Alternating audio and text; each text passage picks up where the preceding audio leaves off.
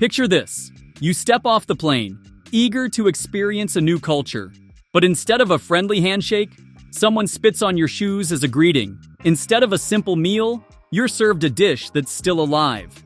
Around the world, cultures have traditions that might leave you shocked, confused, or even terrified. But here's the real question. Would you be able to handle them? Number 10. Toraja Death Ritual. Let's begin with a practice that is both intriguing and surprising. How about preserving your loved one's presence even after they've passed away? It's never easy to say goodbye to a loved one, but what if they were physically present for a long time after they died? The Torajan people on the island of South Sulawesi have a very special way of paying respect to their deceased. They believe that the soul does not depart instantly after death. Thus, they mummify to preserve the bodies of their loved ones. Their custom is to treat the deceased as if they were still living members of the family. They are fed, cared for, and, believe it or not, you might even catch a family member offering a corpse a cigarette. But for Torajan people, it's a sincere way to pay respect and make sure their transfer to the afterlife goes well. There's a practical side to this too.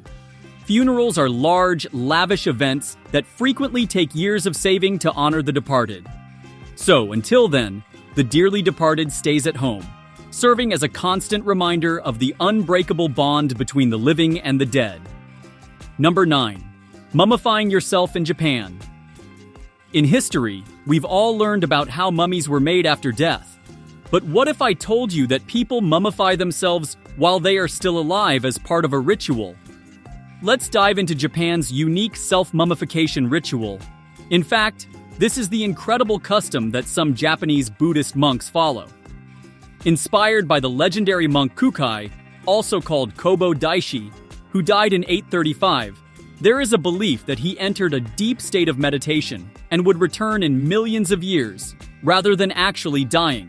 Fast forward to 1083, and his followers from the Shingon sect took this belief to heart, literally. They started the rigorous ritual of self-mummification, which took years of devoted dedication. These monks drank a poisonous tea made from tree bark and strictly consumed foraged food. Every stage of this torturous procedure was aimed at preparing their bodies to withstand deterioration after death. About 17 monks accomplished this amazing, albeit unsettling, act of self-preservation between 1083 and 1903. Their mummified bodies are still treasured today as representations of the highest devotion and discipline, preserved for future generations to admire. If you ever visit Mount Yudono in northern Japan, you'll find Sokushinbutsu shrines, dedicated to Buddhist monks who turned themselves into mummies while they were still alive. Number 8. Mercy Lip Plates. Let's move on to a ritual that is difficult to see without blinking. Mercy Lip Plates. The ladies of the Mercy tribe in Ethiopia's remote Omo Valley practice a remarkable and very significant custom, holding big wooden plates to their lips. This custom honors their husbands and the community. As a sign of respect, the plate is taken away when a husband dies. But have you ever wondered how a plate that big can fit in their lips in the first place? Naturally, it's a long and painful process that starts when they are teenagers. A small cut is made in the lower lip, and over the course of several months, progressively larger objects are inserted to gradually stretch the lip wider and wider. Let's move on from lip plates to something far more disturbing. Ala kachu, a custom that makes it difficult to distinguish between violation and ceremony. Number 7. Ala kachu, bride kidnapping. Ala kachu, which translates to take a young woman and run away, is one of the customs that blurs the boundaries between culture and scandal.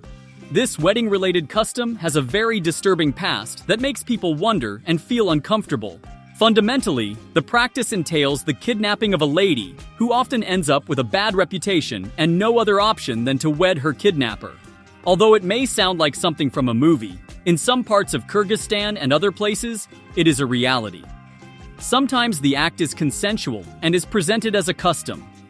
Many people find the practice to be a problematic blend of coercion and culture, which leads to discussions about where tradition ends and human rights begin. Number 6. Maasai tribe spitting. Next up is a really unique method of ensuring good omens, blessings, and warding off bad luck. Spitting. A gesture that may appear disturbing at first is actually quite symbolic to the Maasai people of East Africa. It is not offensive at all to spit in someone's hand or even on a baby. In fact, it's quite the opposite. They express their profound respect and blessings through this custom. Elders will sometimes spit on a newborn as a sign of good health and fortune, but as an outsider, you may feel uneasy. Naturally, I'm sure you've witnessed a variety of ways people bless babies. But here's an intriguing twist. Have you ever heard of bad-mouthing a baby as a blessing?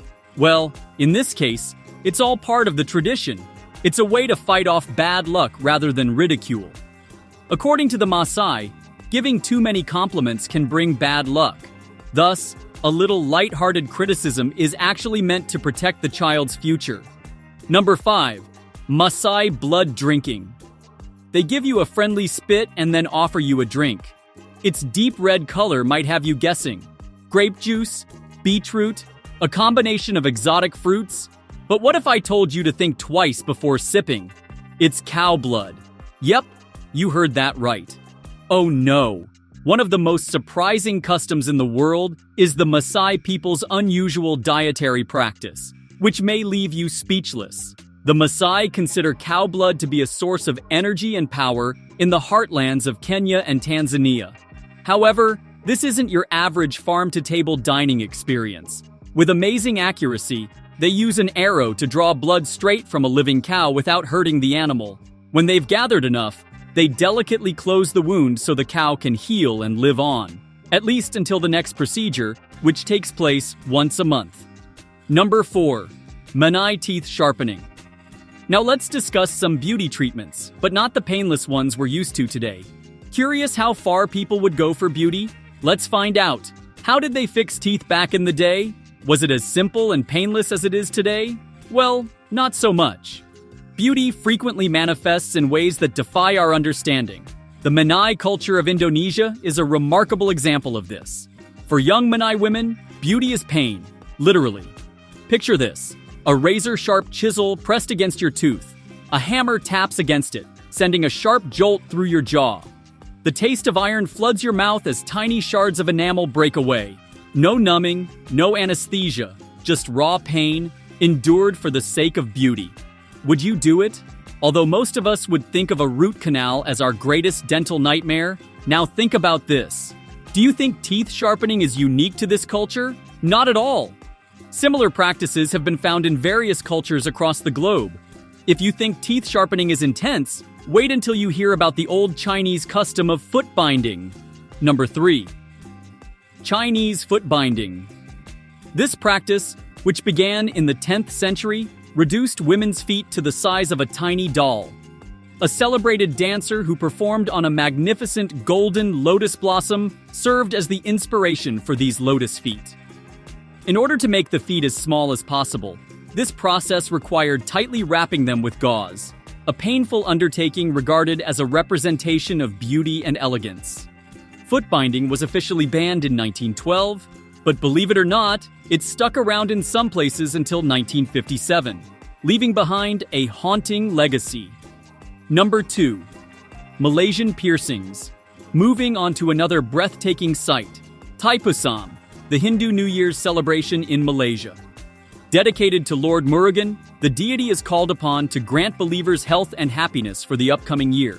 The festival's name has a poetic touch, with Thai referring to the Tamil month and Pusam, signifying the moment the moon shines at its brightest. What makes this celebration truly remarkable isn't just the vibrant devotion, but the lengths to which some participants go to show their faith. Imagine them piercing their tongues with sharp objects or walking barefoot over scorching hot coals. These self-harming behaviors aren't just ceremonial practices. They are thought to cleanse the soul and apologize for sins. It's definitely a fascinating show of devotion, but many would prefer to avoid the coals and stick to cooler, less fiery ways of reflection. Number 1. Endocannibalism. We began our journey by presenting the Toraja death ritual, a remarkable expression of love and respect for the deceased. Now, as we wrap up this fascinating exploration, we've saved the most shocking and unforgettable cultural practice for last: endo-cannibalism. What comes to mind when you hear cannibalism, if that's even a thing? Purely inhuman, right? But can you imagine such an act being done out of love and connection? That's exactly what endo-cannibalism is all about. Among the Yanomami people of South America, this haunting ritual is performed for those closest to them, family members or other tribal members. Instead of burying their dead, they pay respect to them by preparing and eating their remains, bones included. You may find it disgusting, but Yanomami people view this gesture as profoundly spiritual. They believe it's essential that the soul of the deceased find peace and rejoin the cosmos. These customs may seem extreme, but they're just the tip of the iceberg. Some traditions aren't just shocking, they're forbidden. Secret societies, underground rituals, and ancient ceremonies are so mysterious that few outsiders have ever seen them. Want to know more? Hit subscribe and tap here for our next deep dive into the world's most dangerous and secretive traditions.